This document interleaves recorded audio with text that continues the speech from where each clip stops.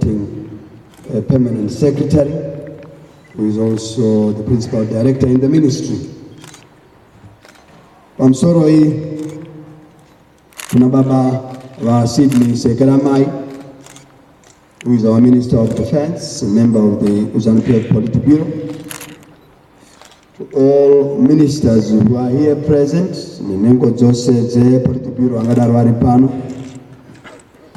the representative of the Chinese ambassador to Zimbabwe,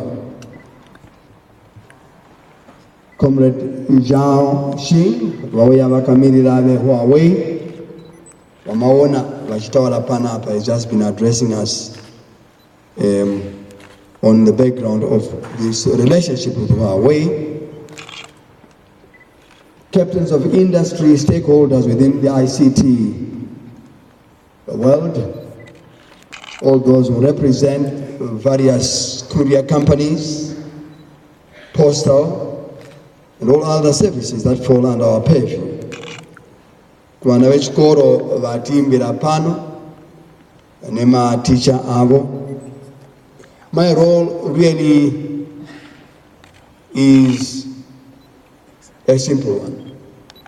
It is indeed to be able to introduce to you our guest of honor. And therefore, it is also simple, and yet I feel greatly honored. Our guest of honor is the first female Vice President of the Republic of Zimbabwe and second Secretary and Vice President of ZANU-PF.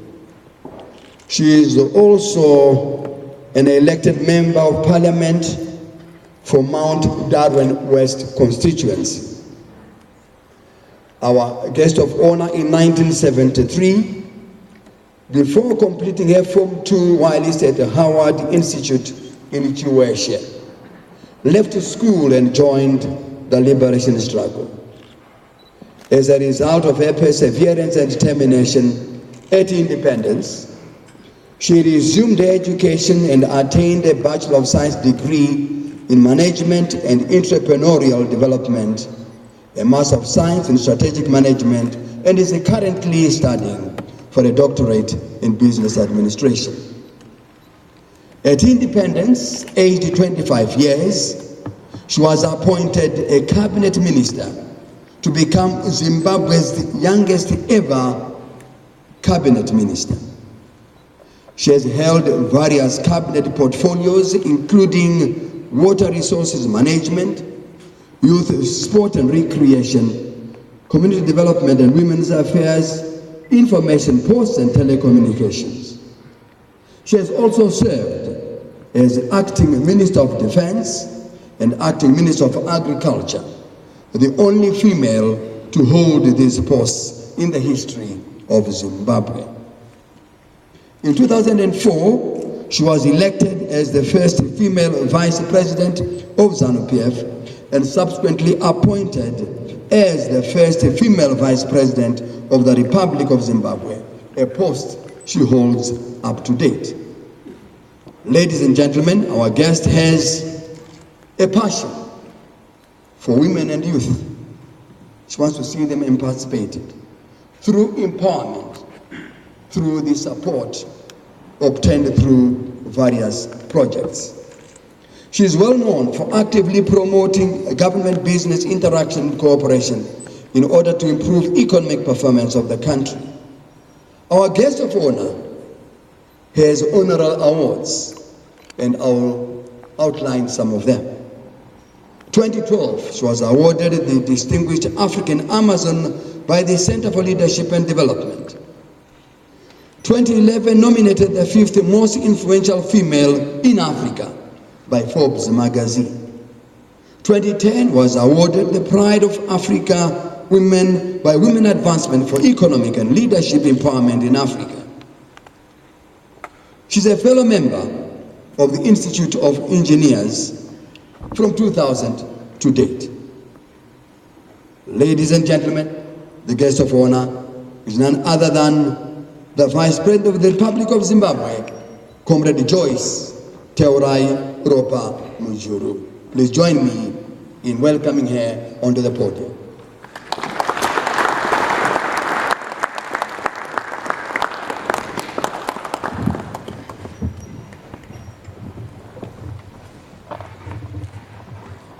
Thank you, ladies and gentlemen. Take your seats.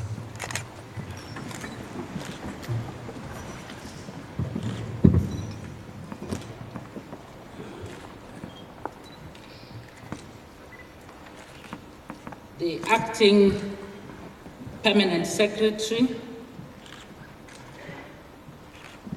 Mr. Chigwamba,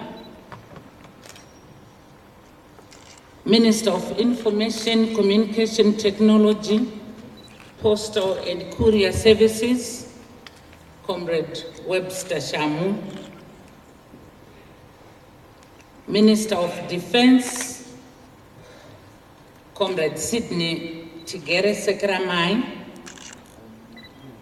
all ministers here present, Deputy Minister of ICT, Postal and Courier Services, Dr. W. Mlambo,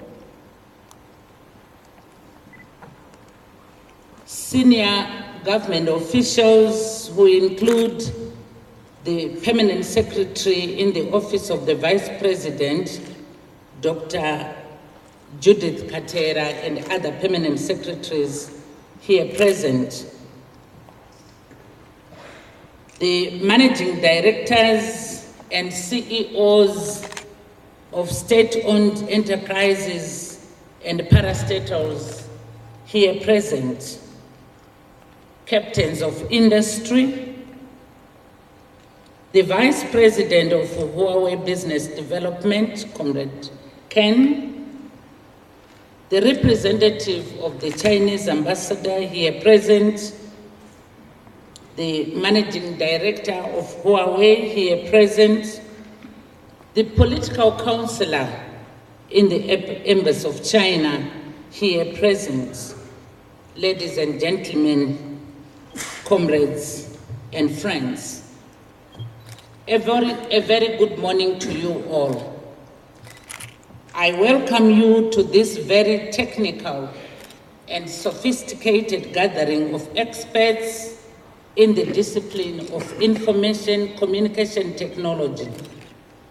This is a sector that prompts me to think about ultimately driving Zimbabwe towards a knowledge economy as we successfully implement Zim Asset. Why? One may ask. This is because while we were still a growing and developing economy anchored by government, by agriculture, with others anchored by manufacturing, and yet others are service-based, nothing can stop Zimbabwe, like all other countries, from continuously and simultaneously embracing globalization and enhance the category of economic activity that deals with knowledge economy activities such as research, technical support, consulting, communication, and many others. With a knowledge economy, we have creation, evaluation, and trading of knowledge, even though knowledge economy can be possible without technology. I'm therefore pleased to note that among us gathered here today, I see technology experts. I see significant growth potential for Zimbabwe through the use of technology. I note that technology is profoundly changing the way society learns, works, and acts together. Information communication technology, ICT, has given the world a common platform for horizontal collaboration. ICT has provided a better way of saving the growing interests of society in a fast-changing global environment. In a bid to move with the rest of the world, Zimbabwe identified ICT as one of the major pillars on which our economy turnaround plan, the Zimbabwe Agenda for Sustainable Socio-Economic Transformation, ZIM-ASSET, is anchored. It is therefore an honor for me to officiate at this first Zimbabwe Public Sector Information Communication Technology Forum 2014. Distinguished guests, the hosting of this inaugural event under the theme Leveraging ICT for Economic Development is a realization of the endless possibilities that ICTs can create across sectors. ICTs play a pivotal role in advancing economic growth and reducing poverty. The forum is, therefore, taking place at a very opportune moment when government has launched the ZIM-ASSET and is also in the process of finalizing the national ICT policy. In this regard, I would like to applaud the Ministry of ICT, Postal and Courier Services for coordinating this event. It is therefore my hope that your deliberations will focus on making ICT work for us, even for those people who are in marginal areas. The participation of people in all areas is key to socio-economic development. It is noteworthy that the ministry's vision played here has two critical components. That is, people, knowledge society, and technology connectivity. The challenge is for the ministry and the entire industry to translate the vision into reality. It is indeed true, ladies and gentlemen, that ICTs have become the foundation of every sector of the economy. There are a number of benefits associated with using ICTs. Allow me to highlight a few of these here. ICTs are known to reduce transaction costs and thereby improve productivity, improve efficiency, transparency and accuracy, increase choice and access of goods and services in the marketplace, transform the education sector, and also enhance agricultural activities and health services. The list is endless, ladies and gentlemen, but the bottom line is that companies using ICTs experience faster sales growth, higher productivity, faster employment growth, and more investment opportunities.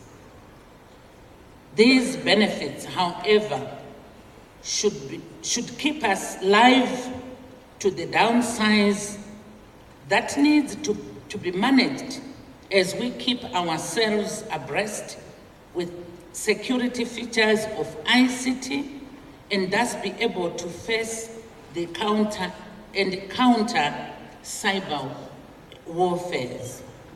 Furthermore, ICTs are critical in expanding individual economic opportunity.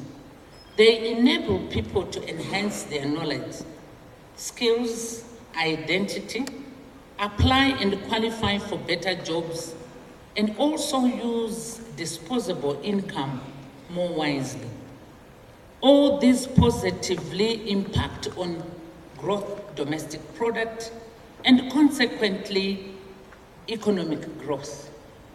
Our challenge as a nation is expanding the accessibility and utilization of ICTs to improve service delivery and hasten economic growth.